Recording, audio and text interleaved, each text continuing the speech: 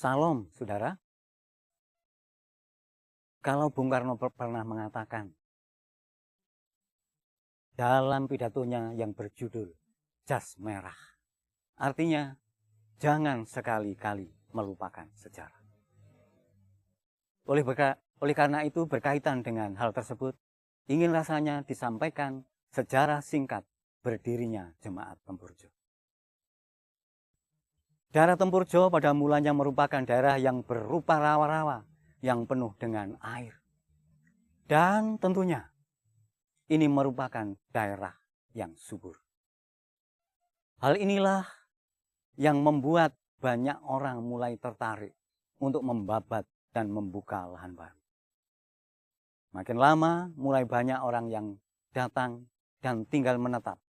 Lalu daerah tersebut oleh penduduk diberi nama Tempurjo. Bersamaan dengan penduduk yang datang dan tinggal menetap itu, masuk jualah orang-orang Kristen ke desa Tempurjo. Pada mulanya hanya 3 keluarga Kristen, yaitu Bapak Godek, Pak Sarpangi, dan Pak Larah.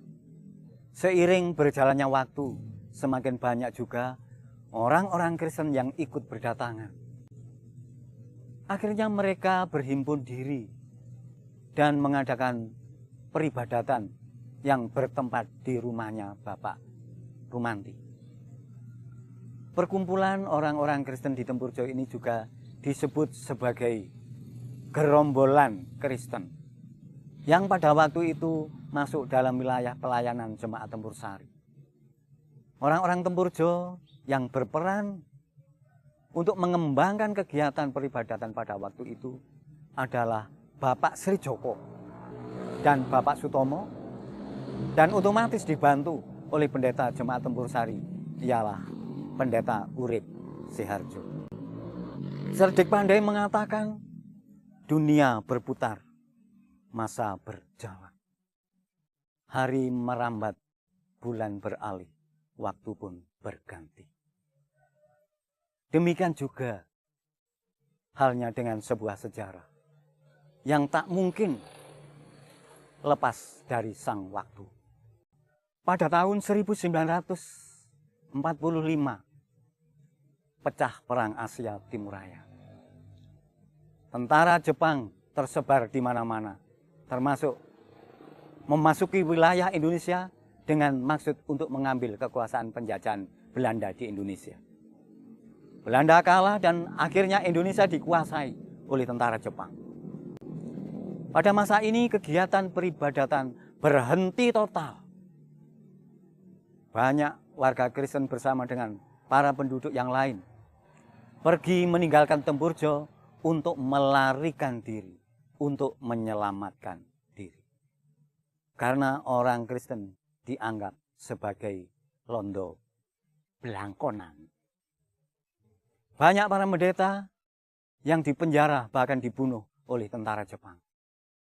Termasuk juga pada waktu itu Pendeta Urip Seharjo juga dipenjara sampai meninggal dunia. Tahun 1945, Jepang mengalami kekalahan melawan tentara sekutu dan menyerah tanpa syarat.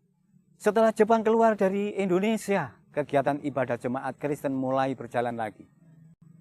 Jemaat Tempur Sari mulai lagi mencari dan mengumpulkan orang-orang Kristen yang ada, termasuk juga di daerah Tempurjo, yang kegiatan ibadahnya diadakan di rumah Bapak Tosari.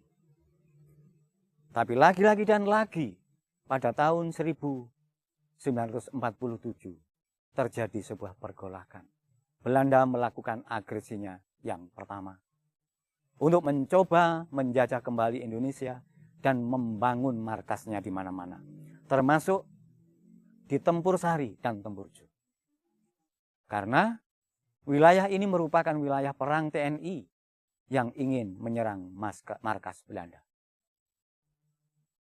Maka semua penduduk yang ada diungsikan dan tidak ada lagi satu pun penduduk yang tinggal. Akhirnya daerah Tempurjo kembali menjadi daerah yang penuh dengan tumbuh-tumbuhan liar, layaknya seperti hutan karena tidak terurus. atau menjadi tanah bongkoran. Dan akhirnya TNI bisa mengusir penjajah Belanda dari Indonesia dan situasi menjadi aman kembali. Penduduk yang mengungsi kembali lagi ke tempatnya masing-masing. Kembali lagi jemaat Tempur Sari mencari orang-orang Kristen yang ada untuk melakukan kegiatan peribadatan.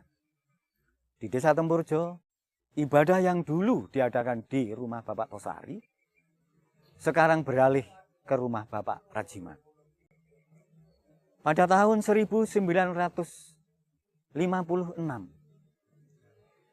atas rencana Tuhan, akhirnya persekutuan warga Kristen Tempurjo diresmikan menjadi Pepantan yang diketuai oleh Bapak Kasian, bendahara Bapak Mursidin, sekretarisnya Bapak Sumandi Sarkam, sedang pembantu umum terdiri dari Bapak Rajiman, Ibu Mirah, dan Ibu Ngateni.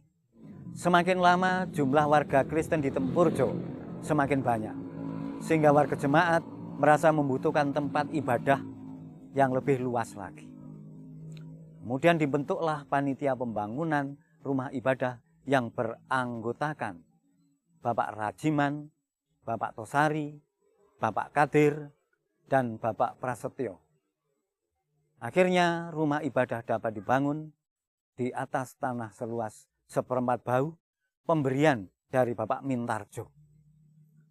Kemudian pada tanggal 22 Desember tahun 1958, rumah ibadah baru yang masih terbuat dari bambu diresmikan oleh Pendeta Dwijo Insamudro sebagai pendeta Jemaat Tempur Sari pada waktu itu.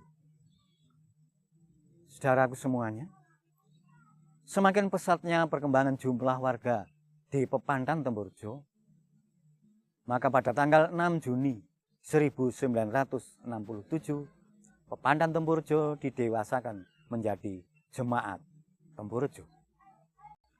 Majelis Jemaat pada waktu itu terdiri dari Ketua Bapak Prasetyo Riso sebagai guru Injil, Wakil Ketua Bapak Kasian, Bendahara Bapak Sumandi Sarkam, Sekretaris Bapak Dwe Arjo, serta anggota terdiri dari Bapak Rajiman, Bapak Sehwiadi, Bapak Tompo Arjo, Ibu Mirah, Bapak Karsadi, Bapak Dola Suprayitno. Pada tahun 1972, akhirnya Jemaat Tempurjo untuk pertama kalinya ditungguri oleh seorang pendeta baku, Bapak Pendeta Tarso Nur Atmojo. Jemaat Tempurjo menjadi berkembang dan rumah ibadah yang terbuat dari bambu terasa sudah tidak cukup untuk menampung warga jemaat yang banyak. Hingga dirasa perlu membangun kembali gedung gereja yang lebih luas dan permanen. Panitia pembangunan selanjutnya pun dibentuk dan diketuai oleh Bapak Tiarno dengan peletakan batu pertama oleh Bapak Rajiman di pojok sebelah kanan dan Ibu Klumpuk di pojok sebelah kiri. Gedung gereja yang baru itu selesai pada tahun 1973 dan diresmikan oleh Bapak Pendeta Wiono dan Bapak Pendeta Mulyono Hati Kusuma. Tahun 2001, gedung gereja mengalami renovasi yang pertama sejak didirikan pada tahun 1972. Berikut disampaikan lingkup pelayanan GKJ Tempurjo. Tempurjo sebagai induk dengan 4 pepantan. Pepantan Tempurjo Wetan, Pepantan Tegalrejo, Pepantan Purworejo, dan Pepantan Lebak Sari. Puji Tuhan, Tempurjo juga diberi keleluasaan untuk mengelola ladang kesaksian dengan berdirinya TKYPPK Cabang Tempurjo. Berikut saya sampaikan pendeta yang pernah melayani di GKJW Jemaat Tempurjo. 1. Pendeta Tarso Nur Atmojo tahun 1972 sampai 1984 dengan status pendeta baku. 2. Pendeta Suroso Edi Harsono tahun 1984 sampai 1994, status pendeta baku. 3. Pendeta Sungkono, tahun 1994 sampai 1995, status pendeta konsulen. 4. Pendeta Sumede Akuk, tahun 1995 sampai 2001, status pendeta baku. 5. Pendeta Ruworo Suwito, tahun 2001 sampai 2005, status pendeta baku. Yang keenam, Pendeta Ardi Cahyo Wibowo, tahun 2005 sampai 2008, status pendeta konsulen. 7. Pendeta Imprima Kurnianto, tahun 2008 sampai 2009, status pendeta konsulen. 8. Pendeta Eko Puji Prasetyoadi, tahun 2009 sampai 2011, status pendeta konsulen. 9.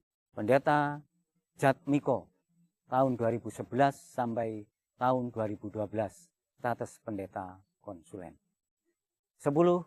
Pendeta Galuh Iria Krislumadyo, tahun 2011 sampai 2020, status pendeta baku.